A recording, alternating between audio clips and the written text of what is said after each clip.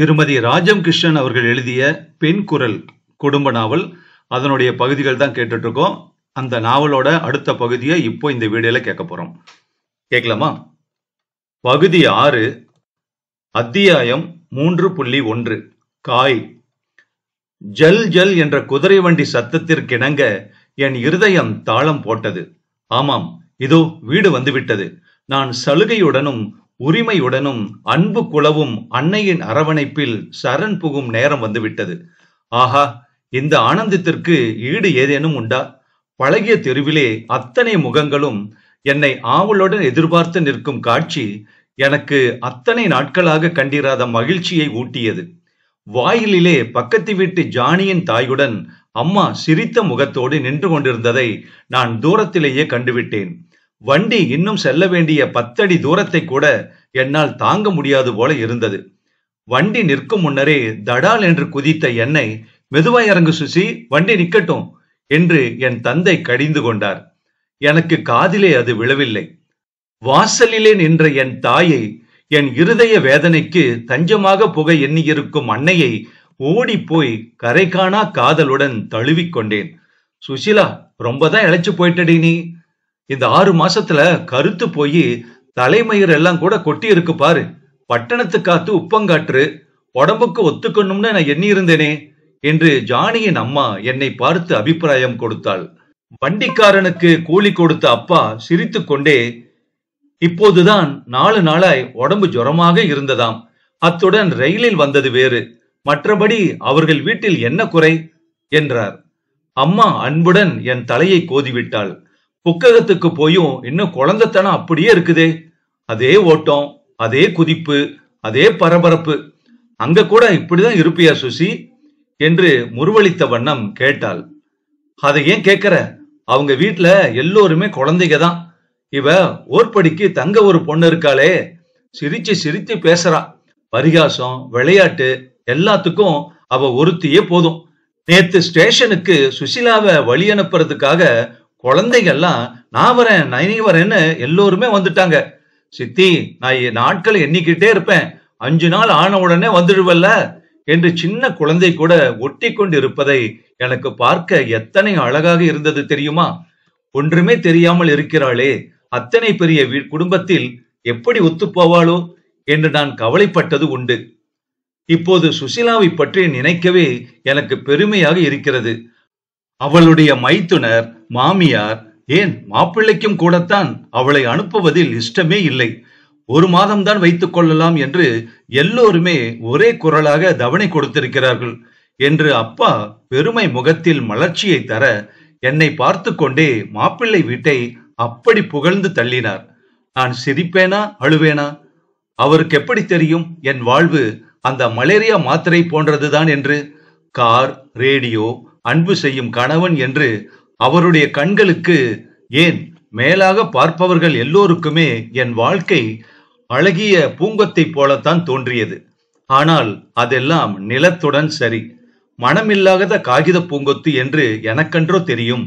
சுகமாக பங்களாவின் மின்சார விசிறியின் அடியில் வாழ்பவன் சாலையில் உள்ள ஆலமரத்தை தேடி வருவானா? வெயிலில் களைத்து வழி நடப்பவனுக்குத்தானே ஆலமரத்தடி அருமையானது. அத்தகைய அருமையுடன் நான் அன்னையிடம் வந்திருக்கிறேன் என்பதை அப்பா அறிந்து கொண்டால் இப்படி பேச மாட்டார். அவரிடம் நான் என் குறையை எப்படி தெரிவிக்க முடியும்? சாதாரணமாக அவராவது ஆராய்ந்து நுட்பமாக கவனித்திருப்பவராக இருந்தாலும் பரவாயில்லை. மின்னுவதெல்லாம் பொன் என்று சூதுவாதில்லாத உள்ளம் படைத்த அவர் எங்கள் வீட்டு ஆடம்பரத்தை கண்டு பிரமித்து போயிருக்கும் போது என் வாழ்வு சாரமற்றது என்று சட்டென்று எப்படி அறிவார்? ஆனால் அம்மா, பெண் உள்ளத்தின் இயல்பை அறிந்த அன்னை, என்னை சரியாக புரிந்து கொள்ள முடியும். என் மனப்பெட்டியை திறந்து சுமையை அவளிடம் இறக்கி ஆறுதல் பெறுவேன் கண்டிப்பாக. என் வாழ்க்கை இன்ன விதத்தில் வகுத்து கொள்ள வேண்டும் என்று அவள் நிர்ணயம் செய்தபடி தீர்மானிப்பேன். இன்னும் 1 மாதத்தில் திரும்ப வேண்டுமா என்று விவரமறியாத பாலகி போல நான் உள்ளூர கருவிக்கொண்டேன்.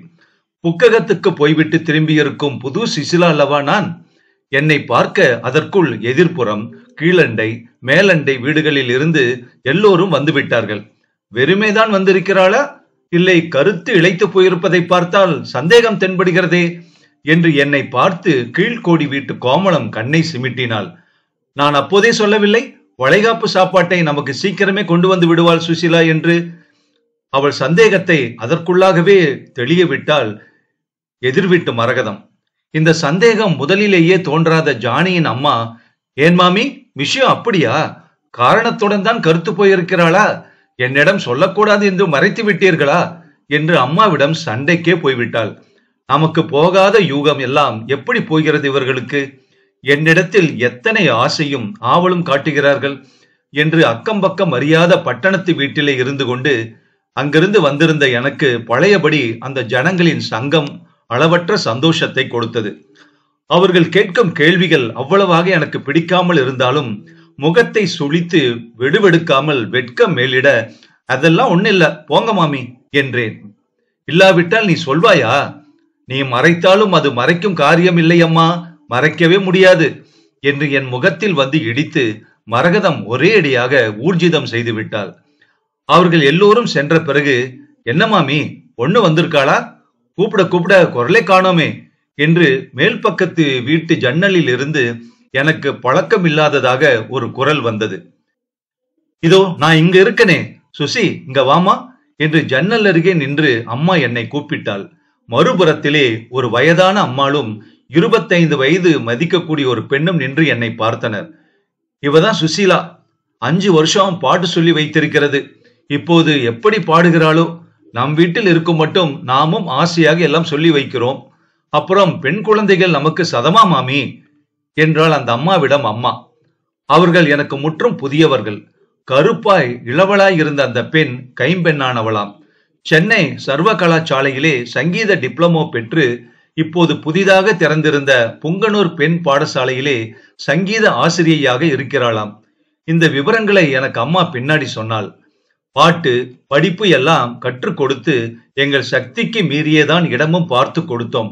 பெண் குழந்தைகள் என்றாலும் நல்ல இடத்திற்கு போனால் தானே மனதுக்கு திருப்தியாக இருக்கிறது. நாம் தான் ஒன்றும் தெரியாத ஜடமாக இருக்கின்றோம். நம் வயிற்றில் பிறந்த அதுகளாவது ஒரு குறையும் இல்லாமல் இருக்க வேண்டும் என்ற ஒரே பிடிதான் எனக்கு. மாப்பிள்ளையும் தங்கமான பையன், தேர்ந்த ஜனங்களும் ஆசையும் அன்புமாக வைத்துக் கொண்டு தாங்குகிறார். அதுதானே நமக்கு வேண்டும் என்று அம்மா லோகா பிராமமாக பேசுவது போல் என் வீட்டை பற்றிய பெருமை அடித்துக் கொண்டாள். மனதிலே புளியை கரைத்து விட்டது போல இருந்தது எனக்கு. இவ்வளவு பரிவான அபிப்பிராயம் அவள் மனதிலும் தைத்திருக்கும் போது நான் எப்படி உண்மையை உடைத்து உளுத்த மரம் என்று காண்பிப்பேன்? நீங்கள் சொல்வதும் சரிதான். நாம் எத்தனை அரும்பாடுபட்டு வளர்த்தாலும் அந்த அருமை தெரிந்த இடமாக இருக்க வேண்டாமா வாய்க்கும் அந்த இடமும்? நான் கேட்கிறேன் என்று நினைத்துக் கொள்ளாதீர்கள். எல்லோரும் பேசியது என் காதில் விழுந்தது, சாதாரணமாக வரவில்லையே என்று அந்த அம்மாள் என்னை பார்த்து புன்னகை பூத்தாள். அப்படி எதுவும் முன்கூட்டி தெரிவிக்கவில்லை. இவள் கல்யாணம் முடிந்து போய் 6 மாசம் ஆயிற்றே, மறுதரும் அழைக்க வேண்டாமா என்றுதான் அழைத்து வந்திருக்கிறது. இப்போது நீங்கள் கேட்பதையும் அவள் உடம்பையும் பார்த்தால் எனக்கே கொஞ்சம் சந்தேகமாக இருக்கிறது என்று அம்மாவும் நமட்டு சிரிப்பு சிரித்தாள். எனக்கு கோபமாக வந்தது. முகம் ஜொலிக்க, என்னம்மா இது, நீங்களும் ஆரம்பிச்சுட்டீங்களா? அதெல்லாம் ஒண்ணு இல்ல என்று அப்பால் வந்து விட்டேன். அப்போது எனக்கு ஒரு சம்பவம் நினைவுக்கு வந்தது. என் மாமியாருக்கு சொந்தக்காரியான கிழவி ஒருத்தி எங்கள் வீட்டிற்கு வந்திருந்தால் ஒரு நாள். புது நாட்டு பெண் அல்லவா நான், என்னை நமஸ்கரிக்க சொன்னார்கள். நான் வணங்கிய போது அந்த பாட்டி சீக்கிரமே பிள்ளை குழந்தை பிறக்கட்டும் என்று தன் பொக்கை வாயை காட்டி ஆசிர்வதித்தாள். எங்கே அவள் வாக்கு பழித்து விடுமோ என்று பயப்படுவது போல இருந்தது. பட்டு அடுத்தாற் போல கூறிய வார்த்தை, மேலே மேலே அகமுடையானுக்கு சம்பாதனை உயரட்டும் என்று ஆசீர்வாதம் பண்ணுங்கள் பாட்டி, முதலில் அதுதான் வேண்டும் என்றாள் பட்டு. அவளுக்கு முத்தாய்ப்பு வைப்பது போல என் மாமியார் உடனே, ஆமாம், இது ஒன்றும் பிறக்காத குடும்பம் இல்லை, இங்கும் சரி அங்கும் சரி, இப்போதைக்கு என்ன, 4-5 வருடங்கள் போகட்டுமே என்றாள். இந்த கபடமற்ற கிராம ஜனங்களுடன் அவர்கள் மனப்பான்மையை ஒப்பிட்டு பார்த்து நான் பெருமூச்செறிந்தேன். வெகு நாட்களுக்கு பிறகு அப்பாவுடன் சேர்ந்து உட்கார்ந்து கொண்டு அம்மாவின் கையால் பக்குவம் செய்த உணவை புசித்த போது எனக்கு அமுதம் உண்ணுவது போல இருந்தது. வேலை ஏதும் இல்லாமல் அங்கே போவதும் இங்கே 2 வார்த்தைகள் பேசுவதுமாக துள்ளி திரிந்த போது அதுவரை கண்டறியாத மகிழ்ச்சியை கண்டேன். சுசீலா சுசீலா என்று அங்கேயும் தான் அடிக்க 1000 தடவை கூப்பிட்டார்கள். ஆனால் இந்த வீட்டிலே அதே சுசீலா என்ற வார்த்தை இதுவரை ஒலித்திராதபடி அத்தனை இன்பமாக அல்லவோ ஒலித்தது. அடுத்த வீட்டு சங்கீத வாத்தியார் அம்மா சரளா சொன்னால் ஒரு நாள், உன் அப்பா ஒரு நாளைக்கு குறைந்தது 2 சுசீலாவாவது கூப்பிடாமல் இருக்க மாட்டார். அம்மா சுசீலா, கொஞ்சம் தாகத்துக்கு தண்ணி கொண்டு வரையா என்பார் உன் அப்பா. இல்லாவிட்டால் ஆபீஸ் பையன் வருவான், கட்டுகளை எடுத்துக்கிட்டு போயிடுவான், நீ கொடுத்துறையா அவங்கிட்ட. என்ன சுசீலா என்பார். நான் வெகு நாட்கள் வரை உன் அம்மா பேர்தான் சுசீலாவாக்கும் என்றே நினைத்திருந்தேன். அப்புறம்தான் மாமி ஒரு நாள் சொன்னாள் என்று கூறிவிட்டு சிரித்தாள். இதை கேட்கும் போது என் நெஞ்சு அப்படியே நெகிழ்ந்து விட்டது. இப்படி என்னிடம் உவமை கூற முடியாதபடி அன்பு பூண்டிருக்கும் பெற்றோருக்கு நான் கணவன் வீட்டில் லட்சிய வாழ்க்கையில் மிதந்து கொண்டிருக்கிறேன் என்று பெருமிதம் கொண்டு மிதந்து போயிருக்கும் பெற்றோருக்கு என் அவல வாழ்வு தெரிந்தால் எத்தகைய அதிர்ச்சி உண்டாகும்.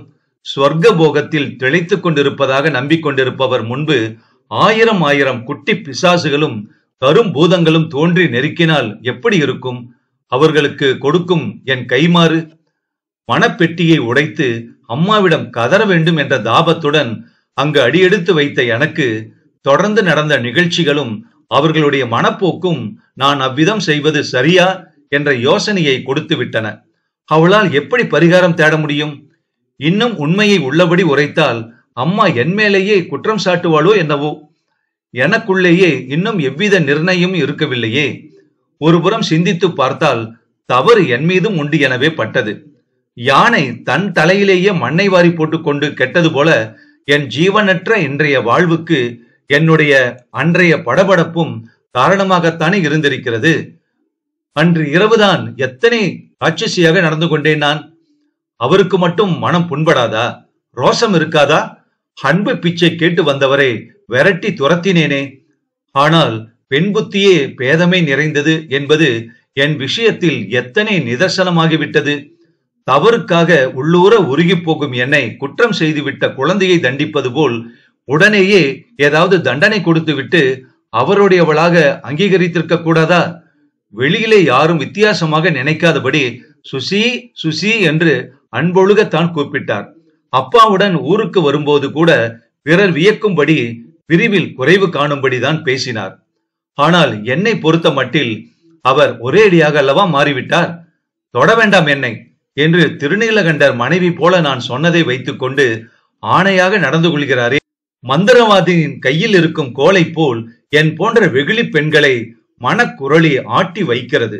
திசை விட்டு திசை பாய்ந்து ஓரிடத்திலே சிரமின்றி அலைபாயும்படி செய்து விடுகிறது. என் மீது தவறு கண்டு ஒரு புறம் குத்தினால் இன்னொரு புறம் அவரது தப்பை எடுத்துச் சொல்ல தயாராக வாதம் காத்திருக்கும். உண்மையிலேயே அவருக்கு என் மீது கரைகாணா காதல் இருந்தால் ஏதோ ஆத்திரத்தில் 2 வார்த்தைகள் கூறினேன் என்பதை கொண்டு தனிமையில் என்னிடம் முகம் கொடுத்து பேசாமலா இருப்பார்? தனிமையிலே என்னை கண்டுவிட்டாலோ ஏதோ கர்ணனை காணும் குந்தி மனதை திடப்படுத்திக் கொண்டது போல தம் அழுத்தமான உதடுகளை இறுக பொருத்தி கொண்டு வைத்த கண் இப்புறம் அப்புறம் மாறாமல் அந்த பாழாய் போன காரியாலய காகிதங்களில் ஒரே அடியாய் லயித்து விடுகிறாரே. என் மீதுள்ள அன்பால் பாகாய் உருகி நைந்த மனம் இப்போது ஒரே அடியாய் நெக்கு விடா பாறையாகி விட காரணம் என்ன? அவ்வளவு மாபெரும் குற்றமா நான் செய்தேன்? நான் வெகுண்டு விழுந்ததிலும் ஒரு விதத்தில் நியாயம் இருக்கவில்லையா? காதலுக்கு மதிப்பு கொடுப்பவர், பெண்மையின் சுதந்திரத்தை போற்றுபவர் என்றெல்லாம் கனவு கண்டிருந்த என் முன் அவரே சுதந்திரமற்று நடத்தும் வாழ்க்கைக்கு நானும் ஒன்றி போக வேண்டும் என்று என்னை நிர்பந்தப்படுத்துவது போல் நடந்து கொண்டால் எனக்கு ஏற்பட்ட அளவில்லாத ஏமாற்றத்தில் வெறுட்சி தோன்றியது எவ்வாறு தவறாகும்? அண்ணன் மதனியிடம் அவருக்கு அவர்கள் என்ன செய்தாலும் சரியாக தோன்றட்டும். ஆனால் என்னை என் இருதயத்தில் வைத்து போற்றுவதாக அலங்கார வார்த்தைகள் கூறியவருக்கு என்னை அவர்கள் வேலைக்காரிக்கு சமமான அந்தஸ்தில் நடத்துவது ஏனோ கண்களில் படவில்லையே. காதலை விட நன்றியுணர்ச்சி தானே அதிகமாக அவர் உள்ளத்தில் இடம் பெற்று இருக்கிறது. சிந்தித்து பார்த்தால் நான் நடந்து கொண்ட விதம் சரியே ஒழிய தவறே இல்லையே. மாபெரும் இலக்கிய கடலிலே மூழ்கி ஆராய்ச்சிகள் நடத்துபவனை போன்று முடிவு காணாத என் போராட்டங்கள் என் குறைகளை பெற்றவளிடம் உடைத்து கூற போதிய துணிவில்லாமல் ஆக்கிவிட்டன. தாயன்பின் மடியில் மனப்புண்ணுக்கு மருந்து தேடலாம் என்று எண்ணி குதூகலத்துடன் புறப்பட்டு வந்த எனக்கு மனப்புண் அதிகமாக வீங்கி வேதனை கொடுத்ததே ஒழிய அதை உடைத்துவிட நடுக்கமாக இருந்தது. உள்ளே ஜுரத்தை வைத்துக் கொண்டு வெளியே தெரிந்தால் தாய் படுக்கையில் கிடத்திவிடப் போகிறாளே என்று பயந்து வெளியே கள்ளமில்லாதது போல் நடமாடும் குழந்தை போல நானும் மேலுக்கு சிரித்து பேசினேன். அடுத்த வீட்டு சரளாவையும் என்னையும் சங்கீத ஞானம் நட்பு கயிற்றால் பிணைத்தது. அவளுக்கு அவ்வளவாக குரல் இனிமை இல்லை. ஆனால் தேர்ந்த சாதகத்தாலும் தெளிந்த ஞானத்தாலும் அந்த கலை அவளிடம் ஒளியுடன் விளங்கியது. என் குரல் இனிமையை கண்டு அவள் வியந்து போனாள். இவ்வளவு அரிய கலையை கற்றுக்கொண்டு அலட்சியமாக இருக்கிறாயே சுசி, உன் சாரீரம் யாருக்கும் கிட்டாத பாக்கியமாக்கும். தொடர்ந்து சாதகம் செய்தால் கலை உலகிலே நீ எப்படி பிரகாசிப்பாய் தெரியுமா என்று என் உள்ளே ஆசையை தூண்டிவிட்டாள் சரளா. நான் அங்கிருக்கும் போதே அவள் ஒரு நாள் வானொலி நிலையத்திற்கு சென்று பாடிவிட்டு வந்தாள். அம்மா, நான், அவள் தாய் மூவரும் அதை தாசில்தார் வீட்டு ரேடியோவில் போய் கேட்டு வந்தோம். அப்போது எனக்கு, நாமும் இந்த மாதிரி ஒரு நாள் பாடுவோமா? பாடினால் திடீரென்று அவர் வியக்கத்தக்க விதமாக வானொலி புத்தகத்தில் சுசீலா ராமநாதன் என்ற பெயரை பார்த்தால் எப்படி இருக்கும் என்ற புது கற்பனைகள் மனதில் எழுந்தது. எனக்கு அனுசரணையாக இருந்த சரளாவின் உதவி கொண்டு நான் என் பழைய வெறுப்பையும் மனநோவையும் மறந்து புது முயற்சியில் ஈடுபடலானேன். நாளடைவில் என் நெஞ்சில் குடிகொண்டு வாதனை கொடுத்த அவரை பற்றிய என் எதிர்கால பிணைப்பை பற்றிய எல்லா நினைவுகளும் மெல்ல மெல்ல அமுங்கி அந்த இடத்தில் என் புது லட்சியம் முன்வந்து நிற்கலாயிற்று. இந்த நிலையில்தான் அப்பா ஒரு நாள் எனக்கு ஒரு கடிதம் கொண்டு வந்து கொடுத்தார். சுசீலா ராமநாதன் என்ற அந்த அச்சு போன்ற கையெழுத்தை தாங்கிய கடிதத்தை அதற்கு முன் அதே வீட்டில் நான் பெற்றுக்கொண்ட போது என் இருதயம் ஒளிமதியை காணும் கடல் போல பொங்கி பூரித்ததே. அப்போது எல்லையற்ற ஆனந்த துடிப்பினால் நடுங்கிய கைகள் இப்போது இனமறியாத அச்சத்தாலும் குழப்பத்தாலும் நடுங்கின. அந்த கடித உரைக்குள் அப்பாவுக்கு ஒரு கடிதமும் எனக்கு 4 வரிகள் கொண்ட ஒரு கடிதமும் அடங்கி இருந்தன. பிரியமுள்ள சுசி, கோடை காலத்திற்கு அண்ணா, மதனி முதலிய எல்லோரும் ஊட்டிக்கு செல்வதாக திட்டமிட்டிருக்கிறோம். ஆதலால் இந்த கடிதம் கண்டவுடனே அப்பாவை கொண்டு வந்து விடச் சொல். தனியாக அவருக்கும் எழுதியிருக்கிறேன். சாக்கு போக்கு எதுவும் கூறிக்கொண்டு வராமல் இருந்து விடாதே. ராமு. இதுதான் அந்த ஆங்கில கடிதத்தின் சாராம்சம். அப்பாவுக்கும் அம்மாவுக்கும் பெருமை பிடிபடவில்லை. ஏதோ நான் ஒரு மகாராஜாவுக்கு வாழ்க்கைப்பட்டு மகாராணியாக ஆகிவிட்டது போல் அவர்கள் உச்சாணி கொம்பில் பறந்தார்கள். ஆனால் மலைவாசம் அனுபவிக்க போகும் மகாராஜாவுக்கும் மகாராணிக்கும் கையாளாக இருக்கத்தான் என்னை அழைக்கிறார்கள் என்ற உண்மை எனக்கல்லவோ தெரியும். மாப்பிள்ளையின் உத்தரவை சிரமேல் தாங்குவது போல் அவர்கள் என்னை கொண்டு போய் விட உடனே எத்தனம் செய்தது எனக்கு கவலையை ஊட்டியது. அன்று இரவு என் அன்னையிடம் அந்தரங்கமாக பேச்சை துவக்கினேன். அம்மா, இப்போது என்னை ஒன்றும் கொண்டுவிட வேண்டாமே, இன்னும் 2 மாசம் இருக்கிறேனே இங்கே என்று கூறினேன். என் முகத்தை அவள் ஆச்சரியம் குளவும் விழிகளால் ஏறிட்டு பார்த்தாள். அப்படி சொன்னால் நன்றாக இருக்குமா சுசீலா? அவர் ஆசையுடன் அழைத்திருக்கிறார். இன்னும் 2 மாசம் வைத்துக் கொள்கிறோம் என்று சொல்வது முறையா என்று என்னையே திருப்பி கேட்டாள். இல்லையம்மா, எனக்கு அங்கே போகவே பிடிக்கவில்லை. ஏன் போக வேண்டும் என்று இருக்கிறது என்றேன் நான் மெதுவாக, மனதை திடப்படுத்தி கொண்டு. அழகாய்த்தான் இருக்கிறது போ. பிறந்த வீட்டிலிருந்து புருஷன் வீடு போக வேண்டும் என்று நினைத்தால் முதலில் அப்படித்தான் இருக்கும். அசடு மாதிரி ஏதாவது பேசாதே. அவர் என்ன நினைத்துக் கொள்வார் அப்புறம்? நியாயம் தவறி நாமும் போகக்கூடாது பார் என்றாள் அவள். நான் இன்னமும் இல்லம்மா, எனக்கு அங்க ரொம்பவும் கஷ்டமா இருக்கு. நானே எல்லா வேலைகளையும் செய்ய வேண்டும். என் மாமியாருக்கு பெரிய நாட்டு பொண்ணுதான் அருமை. அவள் வைத்ததுதான் அங்கே சட்டம்.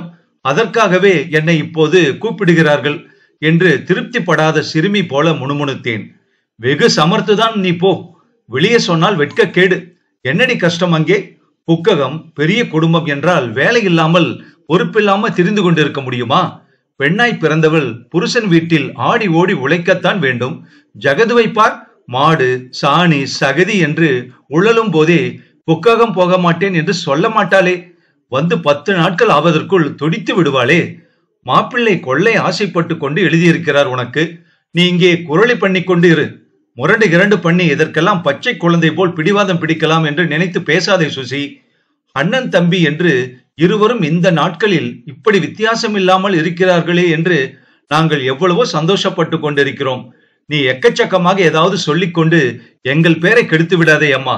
சொல்லிவிட்டேன் என்று என் பேரில் கோபம் கொண்டு அம்மா எச்சரித்தாள். மாப்பிள்ளை பேரில் உள்ள நல்ல அபிப்பிராயம் என்னை கூட நம்ப முடியாதபடி அவ்வளவு தூரம் பசுமரத்தாணி போல அவர்கள் மனதில் உறைந்து போயிருக்கிறதே, அதை நான் எப்படி நெகிழச் செய்வேன்? அப்படி முயன்றும் எனக்கே என்றோ சாட்டையடி விழுகிறது. முதலிலேயே என் மீது அம்மா அனுதாபம் கொள்ளாத போது என் கணவருக்கும் எனக்கும் உள்ள உறவை நான் வெளியே சொன்னால் என்னை நம்புவாளா? இன்னும் அசட்டு பட்டம் தான் கிடைக்கும் எனக்கு. அத்தனை நல்ல பிள்ளையாக தோன்றி அப்பாவிடம் நல்ல பெயர் சம்பாதித்து விட்டு அவர் மீது என் சீற்றம் அளவிட முடியாதபடி பெருகியது. மேலுக்கு மட்டும் அன்புள்ளவர் போல நடக்கும் அவர் மனதிலே உண்மையாக என்னதான் இருக்கும்? என்னவோ பெண்ணுள்ளம் புரியாதது என்று கதாசிரியர்களும் மன ஆராய்ச்சியாளர்களும் கதைக்கிறார்களே, இந்த ஆண் உள்ளத்தை போல புரிந்து கொள்ள முடியாத பொருளே கிடையாது என்று எனக்கு அனுபவபூர்வமாக இப்போது தெரிந்து. நிலைக்கு நிலை மாறும் என் சஞ்சல உள்ளம் கொண்டு அவருடைய இருண்ட குகை மனதை கண்டுகொள்ளவே முடியவில்லை. குழந்தை பிடிவாதம் செய்கிறேன் என்று அம்மா அலட்சியமாக எண்ணி அதட்டிவித்த போதிலும் என் தைரியம் குன்றவில்லை. தளர்ச்சி அடையாமலேயே, அம்மா, நீ நினைக்கும்படி நான் குழந்தை பிடிவாதம் செய்யவில்லை. நீ அப்படி இப்படி என்று புகழ்ந்து கொள்ளும் மாப்பிள்ளையைப் போல் இரும்பு நெஞ்சம் படைத்த மனிதர்கள் இந்த உலகத்திலேயே இருக்க மாட்டார்கள். அண்ணா மதனி இவர்கள் இருவரும் இட்டதுதான் அவருக்கு ஆணை. அன்பில்லாத அந்த வீட்டிலே என்னால் இனி சிறைவாசம் அனுபவிக்க முடியாதம்மா என்று கூறிவிட்டேன் உறுதியாக. கண்ணீர் துரத்தி கொண்டு வந்தது எனக்கு. என்னடி சுசீலா இது? நீ எத்தனையோ சமர்த்தாக இருக்கிறாய் என்று மகிழ்ந்து போனேனே நான். அப்பாவானால் ஒரே மாட்டாய் நம் பெண்ணை போல உலகிலேயே யாரும் இருக்க மாட்டாள் என்று ஆகாசத்தில் பறந்து கொண்டிருக்கிறார். நீ இப்போது தலையிலே கல்லை தூக்கி போடுவது போலல்லவா சொல்கிறாய்? அன்பில்லாதவனா இப்படி ஒரு மாசம் ஆனதும் கடிதாசி போடுவான்? குடும்பத்தில் இருப்பதென்றால் ஏறவும் தாழவும் தான் இருக்கும். இதை கூட சகித்து போகாமல் இங்கேயே இருப்பேன் என்று நீ சொல்வது அழகாக இருக்கிறதா சுசி? நீயே சொல். அப்படியே கஷ்டப்படுத்தினால் கூட முதலில் தாழ்ந்து போவதுதான் பெண்களுக்கு அழகு. கொண்டு கொடுத்து சம்மதம் செய்து பேரன் பேத்தி எடுத்தாகிவிட்டது. இப்போது கூட உன் அத்தை பாட்டி என்ன அலட்சியம் என்னை செய்தாலும் நான் நேருக்கு நேர் என்ன சொல்ல முடிகிறதா? போனதும் போகாததுமாக அண்ணா மண்ணி இட்டதுதான் ஆணை என்று நீ சொல்ல முடியுமோ? பொறுமை வேண்டாமோ உனக்கு? கெட்ட பெயர் சம்பாதிக்க நேரமாகாது சுசி. நல்ல பெயர் வாங்கத்தான் நாளாகும். வெளியே வாசலில் போய் வரும் புருஷன் சமயத்தில் கோபித்துக் கொள்வான். ஏன், அடிக்கிறவன் கூட உண்டு. தனிந்துதான் போக வேண்டும். உனக்கே பதற்றம் எப்போதும் அதிகம். அதை நான் சொல்லும் போது உனக்கு கோபமாக வரும். அத்தை 2 புடவை வாங்கி கொடுத்தாலாம். நீ அதை முகத்தில் அடித்தால் போல அந்த பையனிடம் பொய்யும் புழுகும் சொல்லி திருப்பி அனுப்பினாயாமே. பெரியவர்கள் பெருந்தலை என்று நாங்கள் இருக்கும்போது நீ செய்த அதிக பிரசங்கித்தனம் என் தலையில் அல்லவா வந்து விடுகிறது. இந்த மாதிரியில் தானே நீ அங்கேயும் நடந்து கொண்டிருப்பாய் என்று அம்மா பழைய குப்பைகளை எல்லாம் கிளறிவிட்டு எனக்கு எது உபதேசம் செய்ய ஆரம்பித்து விட்டால், என்னிடம் உள்ள குற்றம் குறைகளை சுட்டிக்காட்டி. நான் என்ன செய்வேன்? என்றென்றும் சுயேட்சையாக தாய் தந்தையாருக்கு செல்ல பெண்ணாக அந்த வீட்டிலேயே நடமாடும் பெண்ணாக நான் இருந்திருக்க கூடாதா? மனவாழ்வு எனக்கு மனவேதனை நிறைந்த துன்பச் சிறையாக போய்விட்டதே. ஐயோ, அந்த ஒளியில்லாத வானம், ஜெயத்தின் பாட்டு எல்லாம் என் வருங்காலத்தை எப்படி அறிவித்திருக்கின்றன? அந்த கனவு, பயங்கர உருவம், பேய் சிரிப்பு இவையெல்லாம் எவற்றின் அறிகுறியோ? உதட்டிலே அமுதமும் உள்ளத்திலே என்ன இருக்குமோ? வீட்டுக்கு வேலை செய்ய ஆள் அவசியம் நேரிட்ட போது இச்சையை தீர்த்து கொள்ள பெயருக்கு மனைவி என்று இருந்திருக்குமோ என்னவோ? ஒன்றன் பின் ஒன்றாக ஓயாது வரும் இந்த ஏமாற்றங்களில் நிலைகுலையவா நான் பெண் என்று பிறந்தேன்? அலைகடலின் நடுவே புயலில் சிக்குண்ட ஓட்டை மரக்கலம் போல ஆதரவின்றி வாழ்க்கை சுழலின் நடுவே அகப்பட்டு கொண்டு விட்டேன் என்று எனக்கு தோன்றியது. மூச்சு இருக்கும் மட்டும் போராடும் நோயுண்ட ஜீவன் போல நானும் போராடித்தானே ஆக வேண்டும். வேறு என்ன வழி? அத்தியாயம் 3.2 காய். அத்தை வீட்டுக்குள் இனி அடியெடுத்து வைக்க கூடாது என்று நான் சங்கல்பம் செய்து கொண்டேனே, அது தவிடுபொடியாகும் காலமும் வந்தது. புது வாழ்வின் சுழற்சியிலே உல்லாசமாக மிதக்கப் போகிறோம் என்ற முறுக்கிலே விரைத்து நின்ற காலம் அது. எந்த சின்ன வார்த்தையும் பதம்படாத நெஞ்சை கடித்தது. பதமில்லா மனதிற்கு வாழ்வானது பாடம் கற்பிக்கும் தினுசே அலாதிதான். எந்த விஷயத்தில் விரைப்பாக நின்றதோ அதிலேயே பணிந்து போகும்படி சாட்டையடி கொடுத்தார் போல சம்பவங்களை கொண்டு வந்து விடுகிறது. வலுவிலேயே அத்தை வீடு செல்லும் நிலைமை எனக்கு வந்தது. இங்கிருந்து கார்ல நேராக ஊட்டிக்கு போவதை விட பெங்களூர் மைசூர் வழியாக போகலாமே. நேர் ரோடு அவ்வளவு சுகம் இல்ல. என்று ஒரு பிரேரணையை கொண்டு வந்தார் என் கணவர். எனக்கு அப்போதே பகீர் என்றது. மைசூரில் ஒரு வாரம் தங்கி பார்த்து விட்டு போகலாம். சுசிலாவுக்கு அத்தை வீடு இருக்கிறது அங்கு. கல்யாணத்தின் போதே வருந்தி வருந்தி அழைத்திருக்கிறாள் என்று பட்டு புன்னகையுடன் அதை ஆமோதித்தாள். வீட்டின் ராணியாயிற்று அவள். அவள் அபிப்பிராயத்துக்கு ஏதாவது வெட்டு வருமா என்ன? லீலா எங்களுடன் வருவதாக தெரியவில்லை. ஏனோ என்று நான் சங்கடப்பட்ட போது என் கணவர், ஏன் லீலா, நீதானே முக்கியமாக வரவேண்டியவள், வரதனுக்கு ஏற்கனவே நீ வரமாட்டோயோ என்ற கவலை போல இருக்கிறது. லீலாவுக்கும் பரீட்சை முடிந்திருக்கும் என எண்ணுகிறேன் என்று நாசுக்காக கோடு காட்டியிருக்கிறான். அவனுக்கு அவ்வளவு ஏமாற்றத்தையா நீ கொடுப்பது என்று கேட்ட பின்தான் அவள் வர இஷ்டப்படாததன் விஷயம் புரிந்தது எனக்கு. முதலாக பங்களாவுக்குள் மணப்பெண்ணாக காலெடுத்து வைக்க வேண்டும் என்ற ஆசையாக இருக்கலாம். அதை இப்போது கெடுப்பானேன் என்று அவளை கேலி வேறு செய்தார் என் மைத்துனர். எதிராளியின் மனதை அறியாமல் பரிகாச பேச்சு பேசும்போது பெரிய பரிசளித்து விட்டதாக சந்தோஷத்துடன் பெருமைப்படுகிறார்கள்.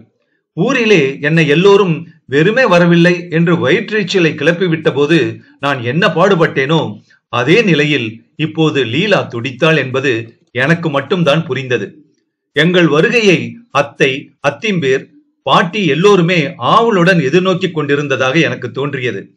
அந்த மேனா மினிக்கு ஆட்டி வைத்திடுவா என்று பட்டுவுக்கு பட்டம் கொடுத்த அத்தை அவளுடன் குலைந்து குலைந்து பழகினதையும் பட்டு இழைந்து கிழைந்து உறவாடியதையும் கண்டு நெஞ்சில் ஒன்றும் நாவில் ஒன்றும் வைத்து பேசுவதை கலையாக பயின்றிருக்கிறார்களோ அவர்கள் எல்லாம் என்று கூட நான் பிரமித்து போனேன். ஹேமா அந்த 7-8 மாதங்களில் புது ஆளாக மாறியிருந்தாள். அவள் நடை, உடை, பேச்சு, சிரிப்பு எல்லாவற்றிலும் கல்லூரி மாணவி என்ற முத்திரை இருந்தது. கர்வமும் மிடுக்கும் ஏறி இருந்தன. முன்பு சுசி சுசி என்று குலைந்த அவள் இப்போது அவ்வளவாக லட்சியம் கூட பண்ணவில்லை. ஆமாம், ஓரகத்தியின் கை குழந்தைக்கு பால் புகட்டுவதும் தூங்க வைப்பதும் பணிவிடை செய்வதுமாக என் புடவையிலும் தலை அலங்காரத்திலும் கூட கவனம் செலுத்தாதவளாக சுற்றி சுற்றி வந்த நான் அவளுடைய கண்களுக்கு வேலைக்காரியை போல தென்பட்டிருக்கலாம். பட்டுவின் கை குழந்தையை தூக்கி கொண்டு நான் அலைவதை பார்த்த வெங்கிட்டு கூட, என்ன சுசி, இப்போதே ஒரே அம்மாமியாகி விட்டாயே என்றான் ஒரு நாள். எனக்கு சரிசமமான அந்தஸ்துடையவர்கள் என்று அத்தை பட்டுவிடம் புது புது நகைகளையும் புடவைகளையும் பற்றி பேசினாள். தன் வீட்டில் உள்ள சாமான்களையும் பணம் அதிகம் பெற்ற பண்டங்களையும் அவளிடம் காண்பித்து அபிப்பிராயம் கேட்டாள். நான் குழந்தையை பார்த்து கொண்டு வீட்டில் இருக்க அவர்கள் வேடிக்கையாக ஊர் சுற்றினார்கள். உற்சாக மேலிட்ட அத்தை, இன்னும் 10 நாட்கள் நீங்கள் இருந்து விட்டு போகலாமே, அப்புறம் இந்த பக்கம் எப்போது வரப்போகிறீர்கள் என்று கூட உபசரித்தாள். அப்பப்பா, இந்த பணத்துக்குத்தான் இத்தனை மதிப்பா? ஆண்கள் சமூகத்தில் இத்தனை ஏற்றத்தாழ்வுகள் இருப்பதாக எனக்கு படவில்லை. பெண்கள், அதிலும் முக்கால்வாசி நடுத்தர பெண்கள் நகையாலும் புடவையாலுமே மதிப்பை அளவிடுகிறார்கள்.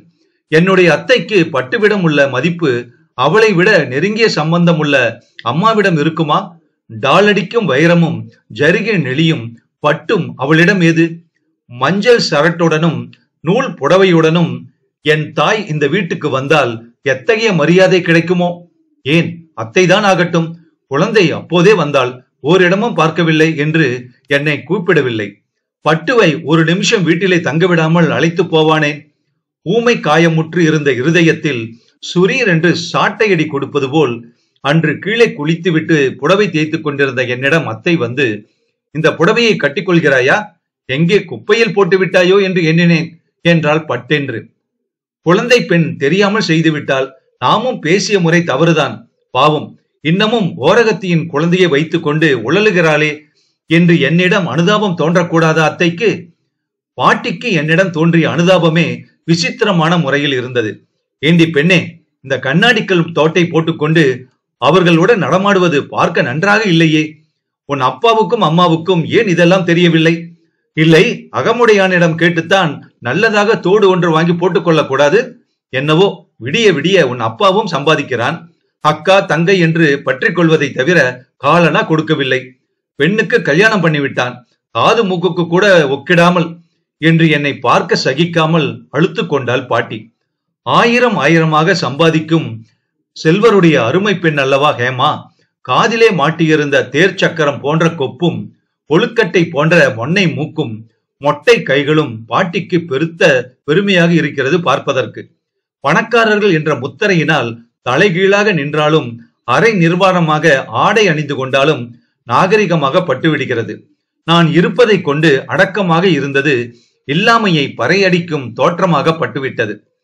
பெண்கள் என்னவோ முன்னேறுவதாக சொல்லிக் கொள்கிறார்கள். ஆனால் இந்த புடவை நகை மனப்பான்மை மட்டும் 18ஆம் நூற்றாண்டு பெண்களிடத்திலும் 20ஆம் நூற்றாண்டு பெண்களிடத்திலும் பெரும்பாலும் ஒரே தன்மையாகவே தான் தோன்றுகிறது. காரையாகவும் காசு மாலையாகவும் இருந்தவை வேறு பல உருவங்களாக அவதாரம் எடுத்திருக்கின்றன. அவ்வளவுதான். இல்லாவிட்டால் அத்தைக்கும் எனக்கும் இடையே இத்தனை பெரிய பிளவு தோன்றுவானேன்? என்னிடம் அழகில்லையா, அறிவில்லையா? குணத்திலும் தான் என்ன குறைவிட்டேன்? இந்த பட்டுதான் என்னை இப்படி தாழ்வாக நடத்துவாளா? ஹேமா எனக்கு பதிலாக இங்கே வாழ்க்கைப்பட்டிருந்தால், குழந்தை அழுகிறதே, கொஞ்சம் எடுத்து ஹார்லிக்ஸ் கொடுக்கிறாயா என்று பட்டு சொல்ல முடியுமா? அன்று வெற்றிலையை சுவைத்துக் கொண்டு உல்லாசமாக உட்கார்ந்திருந்த அத்தை பட்டுவிடம், இந்த வருஷம் அநேகமாக எங்கள் ஹேமாவுக்கு கல்யாணம் நடந்தாலும் நடக்கும். ஊட்டியில் இருந்தால் கட்டாயம் நீங்கள் வர வேண்டும். இன்னும் 2 மாதம் கூட இல்லாமலா போகப் போகிறீர்கள் என்று கேட்டாள். அப்படித்தான் நினைத்து கொண்டு வந்திருக்கிறோம். பள்ளிக்கூடம் திறந்து விட்டால் கூட குழந்தைகளை மட்டும் அனுப்பிவிட்டு நான் 4 மாதம் உடம்பை தேற்றிக் கொண்டு போகலாம் என்று எண்ணி இருக்கிறேன். பெண் படிக்கிறாள் போல் இருக்கிறதே, கல்யாணமும் பண்ணிவிடப் போகிறீர்களாகும் என்று பட்டு அத்தையை கேட்டாள். படித்தால் என்ன, உறவுதான் பையன். அவனுக்கு இந்த வருஷம்தான் படிப்பு முடிந்தது. கட்டி கொடுத்து விட்டால் கவலை விட்டது பாருங்கள் என்றாள் அத்தை. உறவிலேயா?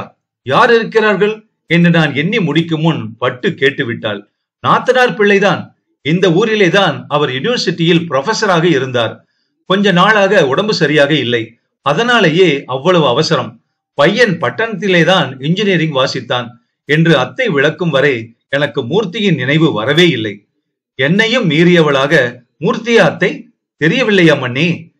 அன்றொரு நாள் புடவை கொண்டு வந்தாரே, அப்புறம் கூட அடிக்கடி வீட்டுக்கு வருவாரே என்று நான் ஞாபகப்படுத்தினேன். என்றாலும் ஏனோ எனக்கு அப்படி படபடக்க வேண்டும். அங்கே லீலாவுக்கு வரதன், இங்கே மூர்த்திக்கு ஹேமாவா? லீலாவுக்கு இந்த செய்தி தெரிந்தால் எத்தனை வேதனையாக இருக்கும். பெண் என்றாலும் அவள் அல்லவா பெண். அவளும் தான் படிப்பிலும் அழகிலும் மற்ற எல்லாவற்றை காட்டிலும் குணத்திலும் மேன்மை பெற்றவள்.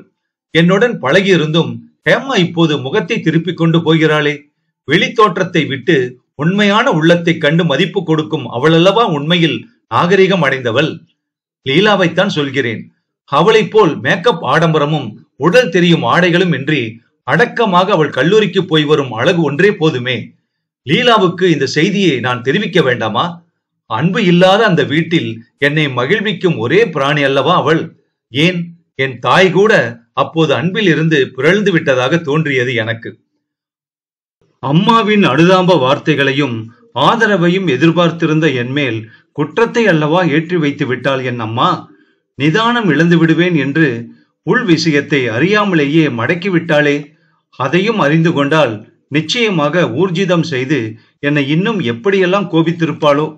புதிதாக ஏதாவது அலங்காரம் செய்து கொண்டால் கண்ணாடியில் கண்டு தனக்குத்தானே அபிப்பிராயம் சொல்வதை காட்டிலும் பிறர் கண்களில் பட்டு அவர்கள் கொடுக்கும் அபிப்பிராயமே உகந்ததாக கருதுகிறோம் அல்லவா? அதுபோலத்தானோ உள்ளமும். குழந்தையில் இருந்து வளர்த்து என்னை பெரியவளாக்கி இருக்கும் என் தாய்க்கு என் மன இயல்புகள் என்னை விட நன்கு தெரிந்திருக்குமோ? அப்படி பார்த்தால் நான் நிதானமின்றி அன்று நடந்து கொண்டு விட்டேன் என்றுதானே ஆகிறது. ஒரு துளி விஷம் ஒரு குடம் அமுதத்தையும் விஷமாக்கி விட சக்தி வாய்ந்தது போல் என்னுடைய ராட்சச தன்மை அவருடைய அத்தனை அன்பையும் முறித்து விட்டிருக்குமோ? லீலாவிடமிருந்து எப்படியோ சுற்றி சுற்றி இந்த சஞ்சலத்துக்கே நான் வந்துவிட்டேன். குட்டையை குழப்பி கையை விட்டு தேடினால் இன்னமும் கலங்கி போகுமே ஒழிய தேடும் பொருள் கைக்கு அகப்படாது. என் மனதை நான் கிளறி கிளறி விட்டு கொண்டிருந்ததன் பலன் இன்னும் அதிகமான சந்தேகங்களும் கேள்விகளும் எழுந்தனவே ஒழிய அவர் மனதை ஆழம் பார்க்கும் அளவுகோல் எனக்கு கிடைக்கவில்லை. லீலாவுக்கு என் சஞ்சலத்தை பற்றி எதுவுமே தெரியாது. அவள் எனக்கு ஏதாவது பரிகாரம் சொல்லக்கூடும் என்று ஒவ்வொரு சமயம் எனக்கு தோன்றுகிறது. என்றாலும் நானாக எப்படி பச்சையாக நிலவரங்களை உடைப்பேன்? என்னை பற்றி எதுவும் சொல்லிக்கொள்ள வாய் எழாதபடி ஏதோ என்னை தடுக்கிறதே. எல்லோரும் அன்று கண்ணம்பாடி அணைக்கட்டு பார்க்க கிளம்பினார்கள். கொஞ்சம் தயங்கிய பட்டுவை வெகு சுவாதீனமாக என் அத்தை, அணைக்கட்டு பக்கம் தண்ணீர் காற்று குழந்தைக்கு ஒத்துக்கொள்ளாது, ஏற்கனவே அதற்கு ஜலதோஷம் வேறு, மூச்சு திணறுகிறதே, சுசீலா குழந்தையை வைத்துக் கொண்டு இங்கேயே இருக்கட்டுமே, நீங்கள் இந்த சமயம் விட்டால் எப்போது வரப்போகிறீர்கள் என்று அவளுக்கு இன்னும் தைரியமூட்டும் வகையில் கூறினாள். சரி என்று எல்லோரும் போய்விட்டார்கள். வெங்கிட்டு ஊரிலேயே இருக்கவில்லை. ஏதோ விளையாட்டு கோஷ்டியுடன் பெங்களூர் சென்றிருந்தான். ஹேமா டென்னிஸ் கிளப்புக்கு கிளம்பிவிட்டாள். பாட்டி கீழே சமையல் கட்டில் சமையல்காரிக்கு உதவியாக இருந்தாள். நான் மட்டும் அழும் குழந்தையை மடியில் விட்டு ஆட்டியவாறு மாடியில் உட்கார்ந்திருந்தேன். அப்போது மாடிப்படியில் அடியோசை கேட்டது. யாரும் இல்லையா என்று கேட்டவாறு மூர்த்தி வந்தான். நீங்களா? வாருங்கள். எப்போது ஊரிலிருந்து வந்தீர்கள்? அங்கு வீட்டுக்கு போயிருந்தீர்களா? அவர்கள் எல்லோரும் சற்று முன்தான் அணைக்கட்டு பார்க்க சென்றார்கள் என்று விசாரித்து நான் அவனை வரவேற்றேன். நான் இன்றுதான் வந்தேன். நீங்கள் எல்லோரும் இங்கு வந்திருக்கிறீர்கள் என்று லீலா தான் தெரிவித்தாள். எத்தனை நாட்கள் ஆகின்றன நீங்கள் இங்கே வந்து? சரி, நீ ஏன் சுசி பிருந்தாவனம் பார்க்க போகவில்லை?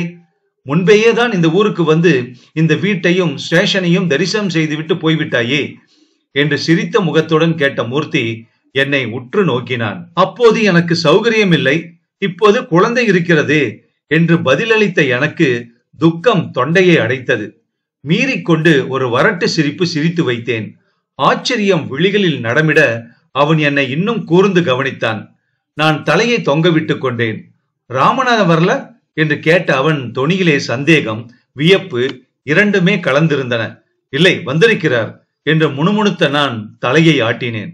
பின் ஏன் உன்னை தனியாக இங்கு விட்டு போனார்? ஓஹோ, கூட்டத்துடன் இல்லாமல் தனியாக போக வேண்டும் என்று.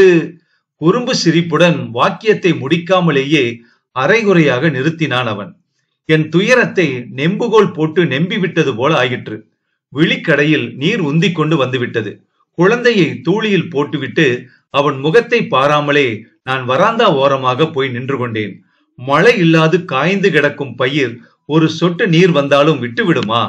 யாருமே எனக்கு அனுதாபமாக இருக்கவில்லை என்ற ஏக்கம் என் நெஞ்சை நிரப்பிக் கொண்டிருந்த போது அவனுடைய அனுதாபம் என் மனதை இழக வைத்து விட்டது. மீண்டும் அவனே, என்ன சுசீலா, முகம் ஏதோ மாதிரி இருக்கிறதே, உடம்பு ஏதாவது சுகமில்லையா என்று வினவினான். ஒன்றுமில்லை என்ற என் குரல் எனக்கே தழுதழுத்திருந்தது. அவன் பாராதபடி திரும்பி கண்களில் துளித்திருந்த நீரை துடைத்துக் கொண்டேன். இருந்தும் என் பதற்றம் வெளியே தெரிய, என்ன விஷயம் சுசீலா, ஏதோ மனஸ்தாபம் போல என்று முடிக்காமலேயே நாவை கடித்து கொண்டான் மூர்த்தி. நான் அந்த அரை நிமிஷ நிகழ்ச்சியில் இருந்து சமாளித்துக் கொண்டு விட்டேன். அப்படியெல்லாம் எதுவும் இல்லை. ஆமாம், நீங்கள் லீலாவை என்று பார்த்தீர்கள்? உங்களுக்கு கல்யாணமாமே என்று சட்டென்று பேச்சை மாற்றினேன். இந்த சமயத்தில் பாட்டி அங்கே வந்தாள். மூர்த்தியா வந்திருக்க? எப்போது ஊர்ல இருந்து வந்த? நீ வந்தது தெரியவே இல்லையே, வெகு நேரமாச்சா என்ன என்று மூர்த்தியை விசாரித்தாள். இல்ல பாட்டி, இப்பதான் வந்தேன். அவங்க யாரும் இல்லையான்னு கேட்டுக்கிட்டு இருந்தேன். அப்ப நீங்களும் வந்துட்டீங்க என்று அவன் பதில் கொடுத்தான். குழந்தை தூங்குறதா சுசி? கீழே போய் கொஞ்சம் பாலை பார்த்து காய்ச்சி வையே என்று எனக்கு உத்தரவிட்டு விட்டு அவள் தன் பேத்திக்கு கணவனாக வரப்போகும் மூர்த்தியிடம் பேசுவதற்கு உட்கார்ந்தாள். சாதாரணமாகத்தான் சொன்னாலாக்கும் பாட்டி என்று அப்போது நான் நினைத்தேன். ஆனால் அவள் எண்ணம் பிறகுதான் எனக்கு தெரிந்தது. ஏண்டி, நீ சிறுசு, அவன் வந்தா அவங்க இல்லைன்னு பேசாம கீழிறங்கி வந்து என்கிட்ட தெரிவிப்பாயா? அவனோட வரந்தாவுல நின்னுகிட்டு என்ன பேச்சு வேண்டி இருக்கு? புக்ககத்துக்கு போயும் இது தெரியலையோ இன்னும்? அவன் யாரு என்ன இதெல்லாம் நினைப்பில்லையே உனக்கு? என்னவோ உன்னுடைய அம்மாவும் பொண்ணு வளர்த்து வச்சிருக்கா, நீயும் புக்ககம் வந்து விட்டாய் என்று அன்று இரவு என்னை தனிமையில் சமையல் அறையில் கோபித்துக் கொண்டாள் பாட்டி. பந்தடி மட்டையை ஒய்யாரமாக வீசிக்கொண்டு தன்னந்தனியே வெளியே போய்விட்டு வந்த ஹேமா சற்றும் கூச்சமோ நாணமோ இன்றி என் கணவரிடமும் மைத்துனரிடமும் கடகடவென்று சிரித்துக் கொண்டு பேசுவது பாட்டியின் கண்களுக்கு விகல்பமாக படவில்லை. வீட்டிற்குள் என் விதியை நொந்து கிடக்கும் நான் மூர்த்தியிடம் 2 வார்த்தை பேசியது விகற்பமாக பட்டுவிட்டது. பணம் பண்ணும் வித்தைகளில் இதுவும் ஒன்று போலும் என்று நான் நினைத்துக் கொண்டேன். இந்த நாவலோட தொடர்ச்சி அடுத்த பகுதியில கேட்கலாம்.